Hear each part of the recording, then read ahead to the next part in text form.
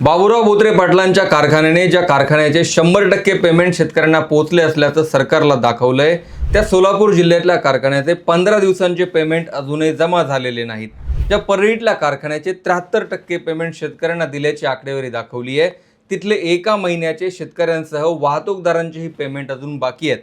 एकीकडे शेतकऱ्यांना पैसे पोहोचल्याची आकडेवारी साखर आयुक्तालयाला देण्यात आली आहे, तर दुसरीकडे शेतकरी पेमेंट न मिळाल्यामुळे आंदोलनाच्या मार्गावर आहेत। अशी एक मोठी तफावत ओंकार शुगर्सकडून समोर येते। बाबुराव बोत्रे पाटलांच्या 17 युनिटने 2000 कोटींपेक्षा जास्त पैसे थकवले, ज्यात शेतकरी, वाहतूकदार, कर्मचाऱ्यांचे पगार असं बरंच काही असल्याचा व्हिडिओ 2 दिवसांपूर्वी शेतकरी संघटनांनी दिलेल्या माहितीवर आधारित केला होता। बोत्रे पाटलांकडे नेमका थकीत आकडा किती आहे हे आता त्यांनी स्वतः समोर येऊन सांगितल्यानंतर स्पष्ट होईल, पण अनेकांनी कमेंट करूनही त्यांच्या कारखान्याचं नाव आणि थकबाकी कळवली आहे। कारखानदारांना खरं तर 15 दिवसांच्या आत पेमेंट देणं बंधनकारक आहे, पण कित्येक कारखाने थकबाकी ठेवतात आणि नंतर शेतकऱ्यांचे हे पैसे अनेकदा बुडीत निघतात।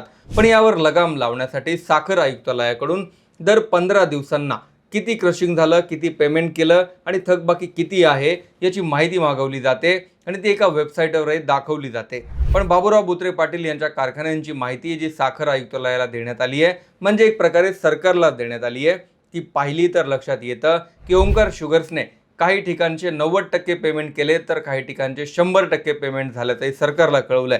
पण प्रत्यक्षात जिथलं 100% पेमेंट झालंय तिथल्या काही शेतकऱ्यांना याबाबत विचारलं तर काहींचे पेमेंट नोव्हेंबरपासून थकीत आहेत, तर काहींचे 15 जानेवारीपासून।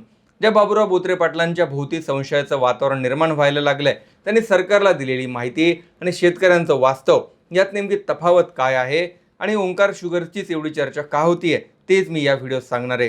नमस्कार, मी विशाल, तुम्ही पाहताय story.com। गेल्या वर्षभरात एक गोष्ट मान्य करण्यासारखी आहे की बाबुराव बोत्रे पाटील यांनी बंद पडलेले कारखाने पुन्हा उभे केले, त्यांना जीवनदान देऊन शेतकऱ्यांना ऊस देण्यासाठी जवळचा पर्याय दिला आणि त्याही पलीकडे जाऊन बाकीच्या कारखानदारांपेक्षा जास्तीचा भाव देऊन सगळ्यांनाच घाम फोडला। बोत्रे पाटलांनी दिलेला भाव हा बाकी कारखान्यांपेक्षा 150 ते 250 रुपयांनी जास्त असायचा आणि पर्यायाने बाकी कारखानदारांनाही याच भावाने ऊस घेण्यासाठी शेतकरी संघटनांकडून दबाव वाढायला लागला। मराठवाड्यात तर यासाठी आंदोलन झालं आणि कारखानदारांना नमतं घ्यावं लागलं। इथपर्यंत सगळं काही सुरळीत सुरू होतं। साधारणपणे गाळप आणि त्यानंतर 15 जानेवारीपर्यंत बहुतांश कारखान्यांचे पेमेंटही वेळेत आले। मात्र 15 जानेवारी नंतरची जी आकडेवारी आहे ती प्रचंड वाढली आहे आणि आता कर्मचाऱ्यांचे पगारही होत नसल्याचं काही जण सांगतायत।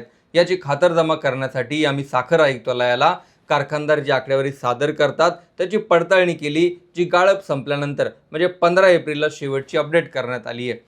बाबुराव बोत्रे पाटलांचे 15 ते 17 युनिट असल्याचं जरी सांगितलं जात असलं तरी यातले काही कर्नाटकात आहेत आणि काही लीजवर आहेत। त्यामुळे ओंकार शुगर्स नावाने जेवढे कारखाने आयुक्तालयाकडे लिस्ट करण्यात आलेत त्यापैकी फक्त 9 कारखान्यांचीच माहिती घेतली असता मोठी तफावत आढळून आली।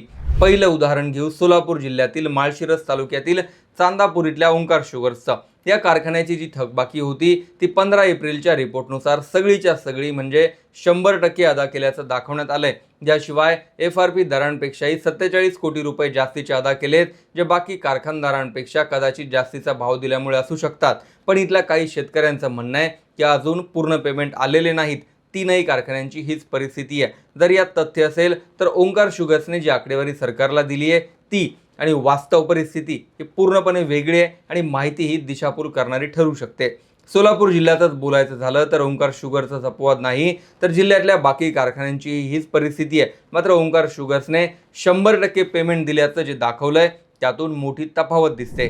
यानंतर कोल्हापूर जिल्ह्यातील राधानगरी तालुक्यातही ओंकार शुगर्सने कारखाना घेतलाय आणि तिथलीही शेतकऱ्यांची थकबाकी 100% अदा केल्याची आकडेवारी दाखवण्यात आली आहे। पश्चिम महाराष्ट्रात एरवी थकबाकी ठेवण्याचं प्रमाण तसंही कमी आहे आणि जन आंदोलनाच्या रेट्यामुळे इथे पेमेंट वेळेवरच केले जातात। दुसरं उदाहरण मराठवाड्यातला वैद्यनाथ कारखान्याचं घेतलं तर इथली 73%पेक्षा जास्त पेमेंट अदा केल्याची आकडेवारी दाखवण्यात आली आहे। पण काही शेतकरी आणि वाहतूकदारांशी चर्चा केल्यानंतर माहिती मिळाली की 15 जानेवारी नंतरचे पेमेंट अजूनही बाकी आहेत, तर काही शेतकऱ्यांना 9 जानेवारीपर्यंतचेच पेमेंट मिळालेत। साधारण तिथून पुढे महिनाभर कारखाना चालला असं गृहीत धरलं तरीही आकडेवारीत तफावत आढळते, कारण थकीत पेमेंटमध्ये फक्त शेतकरीच नाही तर वाहतूकदारही आहेत। उत्तर महाराष्ट्रातलं उदाहरण घ्यायचं तर नंदुरबार जिल्ह्यातील शहादा तालुक्यातील कारखान्याचं 76% पेमेंट केल्याचं ओंकार शुगर्सने दाखवलंय। पण प्रत्यक्षात शेतकऱ्यांना शेवटच्या एका महिन्याचं पेमेंटच आलेलं नाही आणि हे शेतकरी उपोषणाला बसण्याच्या तयारीत आहेत. ओंकार शुगर्सकडे महाराष्ट्रात जे युनिट्स आहेत त्यापैकी फक्त 4 युनिट्सची पडताळणी केल्यानंतर आकडेवारीतली ही मोठी तफावत समोर आली आहे आणि ओंकार शुगर्सने यावर अजून कोणतंही उत्तर दिलेलं नाही.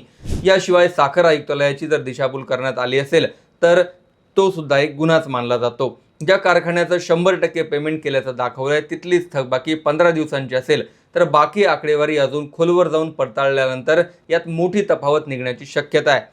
बोत्रे पाटील हे मूळ पुणे जिल्ह्यातील शिरूर तालुक्यातले आहेत. ओंकार शुगर समूह ही त्यांची कंपनी आहे, ज्या स्वतः बोत्रे पाटील चेअरमन आहेत तर पत्नी, मुलगा आणि मुलगी संचालक आहेत.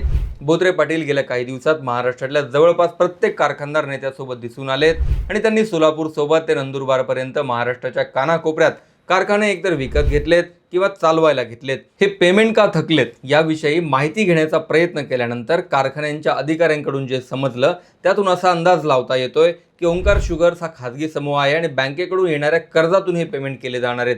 मात्र अजून कर्जच मंजूर झालेलं नसल्यामुळे पेमेंट अडकलेत. कारखाना किती वेळेवर पेमेंट करतो हे आकडेवारी कर्ज मिळवण्यासाठी अत्यंत महत्त्वाची ठरत असते आणि ओंकार शुगर्सने तफावत असलेली जी आकडेवारी साखर आयुक्तालयाला सादर केली आहे ती कदाचित यासाठीच आहे का असाही प्रश्न आता उपस्थित होतो. एरवी साखर विक्री करारातून येणाऱ्या पैशांमधून शेतकरी आणि वाहतूकदारांचे पेमेंट होणं अपेक्षित असतं, पण यावेळी मध्य पूर्वेतल्या युद्धामुळे परिस्थिती बिकट बनली आहे आणि साखरेचे दर कोसळलेत. साखर जर सध्याच्या दरात विकली तर कारखानदारांना प्रचंड तोटा होणं अपेक्षित आहे. त्यामुळे बहुतांश कारखानदार एकतर शेतकऱ्यांच्या पेमेंटला विलंब करतायत किंवा टप्प्याटप्प्याने पेमेंट करतायत. ओंकार शुगरच्या बाबतीतही शेतकऱ्यांनी असाच अंदाज लावला होता, पण गाळप संपल्यानंतर 2 महिने होऊनही पेमेंट न आल्याने शेतकऱ्यांची आता चिंता वाढायला लागली आहे आणि ओंकार शुगर्सने जी तफावत आढळणारी आकडेवारी साखर आयुक्तालयाच्या वेबसाईटवर दाखवली आहे ती शेतकऱ्यांच्या तोंडचं पाणी पळवणारी आहे. बोत्रे पाटलांकडे आता शेतकऱ्यांचे 1000 कोटी आहेत की 2000 हा प्रश्न महत्त्वाचा नाही, तर त्यांनी ही आकडेवारी तफावत असलेली का दाखवली आणि एवढा आक्रोश होऊनही ते शांत का आहेत हा आता मोठा प्रश्न उरलाय. बोत्रे पाटलांच्या भूमिकेवर तुमचंही मत जरूर लिहा.